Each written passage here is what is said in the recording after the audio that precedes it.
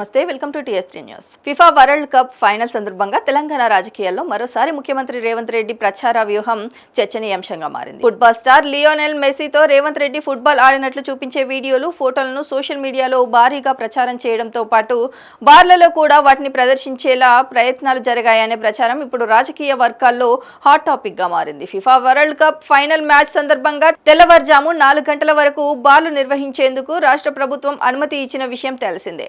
ఈ నేపథ్యంలో మ్యాచ్ ప్రారంభానికి ముందు హైదరాబాద్, సైబరాబాద్, షేర్లింగంపల్లి పరిధిలోని పలు బార్లలో రేవంత్ రెడ్డి ఫుట్బాల్ ఆడిన వీడియోలను తప్పనిసరిగా ప్రదర్శించాలని, ఆ వీడియోలను చిత్రీకరించి పంపించాలని రేవంత్ రెడ్డి టీం నుంచి బార్ యజమానులకు సూచనలు వెళ్లాయనే ప్రచారం సోషల్ మీడియాలో జరుగుతుంది. అంతేకాకుండా రేవంత్ రెడ్డి మెస్సీతో ఉన్న ఫోటోలు, వీడియోలను వైరల్ చేయాలని కాంగ్రెస్ శ్రేణులకు కూడా సూచనలు ఇచ్చారనే ప్రచారం కొనసాగుతోంది. అయితే ఫైనల్ మ్యాచ్ లో అర్జెంటీనా ఓటమి అనంతరం ఈ ప్రచారంపైనే ప్రతిపక్షాలు విమర్శలు గుప్పిస్తున్నాయి.